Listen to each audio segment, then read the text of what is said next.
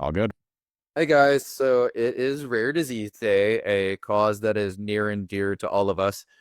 Each of us on this first episode of the Rare Disease Day Stop and Chat are we're all parents right here of children with JM. So we just wanted to have a casual conversation today about the meaning of Rare Disease Day and talk about some of the work that's being done, as well as just share some of our personal experiences. So first up, I'm really excited to have Suzanne Edison, who is definitely no stranger to the JM community and Cure JM. She's probably the longest standing member that's actively involved in Cure JM. So she's kind of seen a lot of changes. Her daughter is now in remission and is a young adult, but Suzanne has remained very involved in our mission in different capacities. So I feel like the bar is set really high with this first guest. So good luck to the rest of you that follow Suzanne. And yeah, we were gonna have some fun today. Put Suzanne on the hot seat. No, I kid. Not so much hot seat conversation, but yeah, just wanted to open up some dialogue. So I guess I'll kick it off a bit here. You two jump in with some follow up. So Suzanne, what kind of has been your motivation in your journey and all that you've seen over the past 15 to 20 years? What's kind of been your motivation to get involved in the first place and stay so actively involved? Well, thanks, Luke, and thanks, Ryan, for offering me this opportunity to, spill my beans, as it were. I, when my daughter first was diagnosed at 6, it was really traumatic, as I know you all know. And I had a background as a therapist, but at that time I wasn't practicing therapy. I had a whole nother field of career.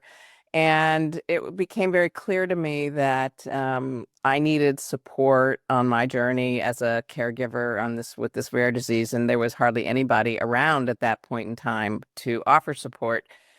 So, besides having my own therapist, I started some support groups at Seattle Children's Hospital, and then I started developing coping skills workshops for parents because I figured if I needed support as a therapist, I'm sure other people needed it as well.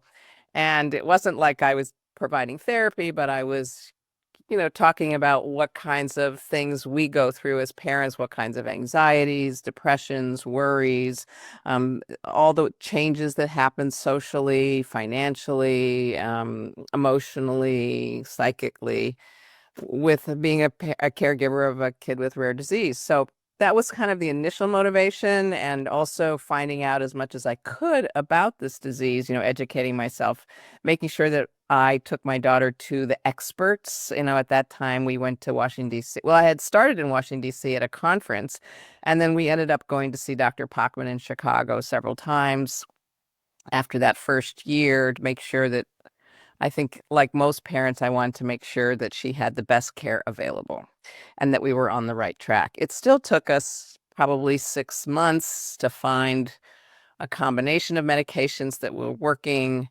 And at the time, I wish I could go back in time now because I know that the traumas that our kids go through could be reduced if I'd had more information at that point in time. So there are two really strong motivations for me staying involved with CureJam. One is to further the research, find out more, what are better treatments, a cure. I don't know that we'll hit a cure, but definitely we have a lot better treatments now. Another motivation for me was to push through centers of excellence. We had one or two at the time. What I really loved was the collaborative approach to disease treatment that Dr. Pockman had developed, and I felt like that needed to happen in other places around the country. So not only were we seeing a rheumatologist, but we were seeing a physical therapist, we were seeing a nutritionist, we had an opportunity to see a social worker. And it was all happening co-located or collaboratively and we also had a parent volunteer, which was super helpful at that time. So that was a motivation for me to keep trying to move that whole field forward, which I think we've done pretty well. And now we've even expanded to this whole clinical care network. The other really strong motivation, of course, was seeing the impact emotionally and mentally on our kids as well as caregivers. And I felt like I know that health is not just physical health, but it's physical, emotional, spiritual health. And I think that for too long, medicine has uh, separated those, and I wanted to bring them back together and to develop programming to support our kids, both through peer mentoring workshops, through support groups for parents, and then eventually to develop um, grant programs for mental health to begin to integrate mental health care into our rheumatology clinics. So I think we've been pretty successful. There's always, always a lot more I would love to see happen.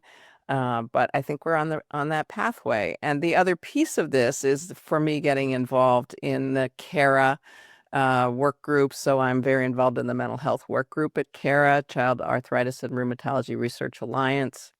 And as a result of that, also wonderful rheumatologists and parents and care and patients in that group, we've been able to develop mental health guidance statements for rheumatologists. It's now have been accepted by the American College of Rheumatology. And so there will be a paper out in that journal pretty soon, but we have had the acceptance of 80% or more of pediatric rheumatologists across the country believing that mental health support is important, even if they don't have the resources at the moment to implement everything. So That's that's kind fantastic. of Yeah, that was that's the long story. yeah, no, you covered a lot quickly. And Luke, I'll let you jump in here in a minute, as well. But I had one thing taking it back. I find that really interesting the way you described. First of all, for people that don't know, Dr. Pockman is one of the early pioneers in JM Care.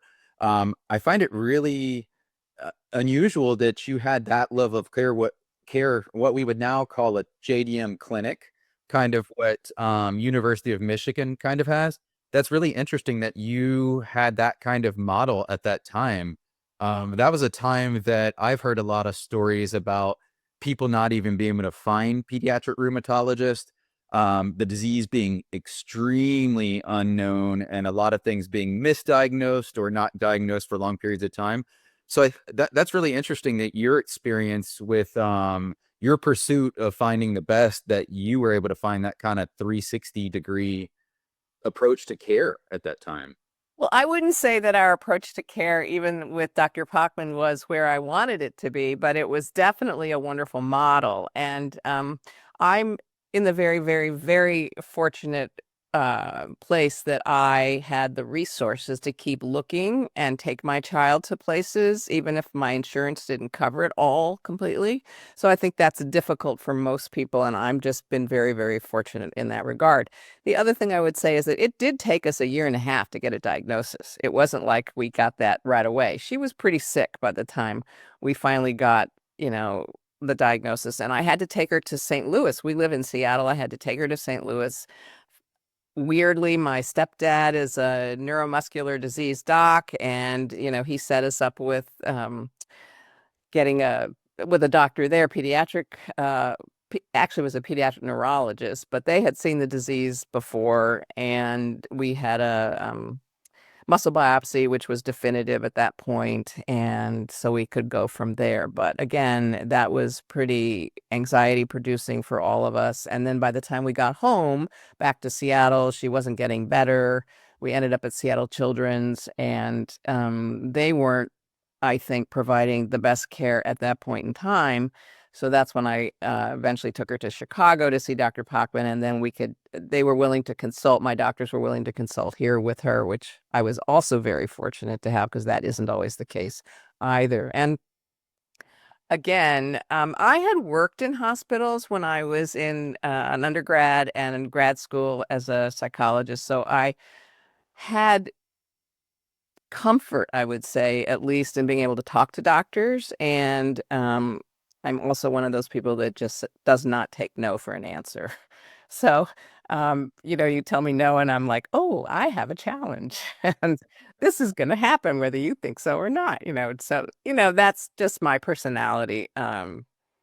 And yeah, we were very, very lucky to find Dr. Pockman's model at that point in time. And it has become, even though we've started to integrate mental health into clinics around the country, it's still not easy. In fact, I was just on a call with one of our grantees, Luke Tournier at the University of Michigan. You mentioned University of Michigan, and they are one of the very few, I think there's maybe a half dozen around the country, places that have a co-located or collaborative relationship with a child psychologist and rheumatology clinic. Very, very rare still. So we have a lot of work to do. Yeah, yeah, that's incredible. So, Suzanne, when you first got to the diagnosis, being that this is a 1 in 300,000, 1 in 500,000 disease, what was it like meeting your first Cure JM family, and who was that? That was amazing. And I had to really fight to find somebody, because of the HIPAA privacy laws. I said to the social worker here in Seattle, are there any other families here that I can talk to? And she said, I will have to talk to them first and then I'll set you up. So I did connect with one other mom who'd had a kid who was seen at Seattle Children's who was doing well. And she was a lifeline. I mean, I cannot tell you without that, I would have been even crazier than I felt at the time. And she really talked me down off the ledge a couple of times and reassured me that I was not feeling anything out of the norm for a parent of a kid with a rare disease. And the other thing was we got to meet in person, and that was pretty exciting too. And to see also that her daughter was doing very well gave me some hope. So that was the first link. And then when I went to my first conference in DC, I got to meet a lot of people. And that was, the it was like a kid in a candy store almost, although it wasn't it wasn't the happiest thing. It was just a relief more than anything. Yeah. Like we're not alone out here. We're not alone. Yeah, great question, Luke. Um, and I think now it does show in your personality, Suzanne. You're right. Like just the tenacity you have of being a parent advocate. You have so much knowledge. I know that you really support our newer families and knowledge on the, caregivers support Facebook group. You truly are a wealth of knowledge that, I haven't seen from any other parent. We have some really knowledgeable parents that have seen and experienced a lot, but I think you've accumulated more knowledge than anyone I personally know. So we appreciate you sharing it. Thank you. Thank you. It's been, I mean, obviously 18 years, if you soak it up for 18 years, you're going to know it too. So, you know, it, it, it, it's the way that I can make a difference in the world, because I feel very, very grateful that we had the kind of good care that we eventually did. And my daughter was able to go into remission. She went into remission one time and then she flared. And then, so we knew what it was. We could hit it pretty hard the next time and immediately. And then we were very lucky that so far, knock on wood, has stuck. It's been over 10 years now. But I will say that, you know, like I said, I wish I could go back in time. She certainly has some long-term emotional effects from that. She manages very well. She's finished college. She has a fiance. She's applying to grad school in social work. So she has friends. I feel very lucky in all of these regards. If I could take any of the pain away from her, I would.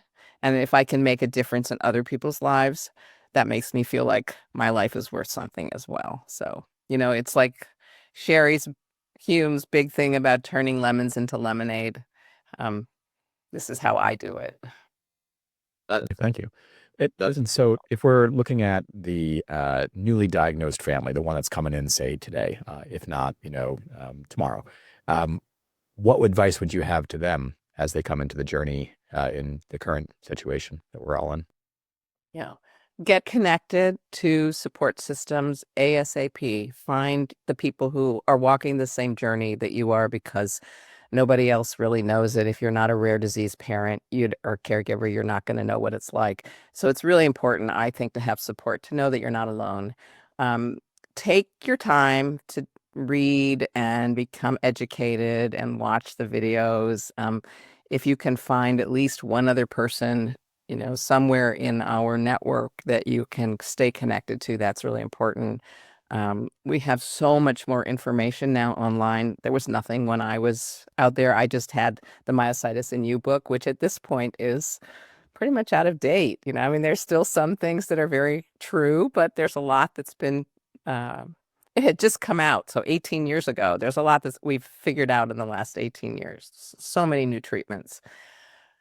I would say, don't try to, it's going to be hard the first 6 months, and you need to have support through all of that. And, your new normal, it will be okay. Your new normal will not look the same.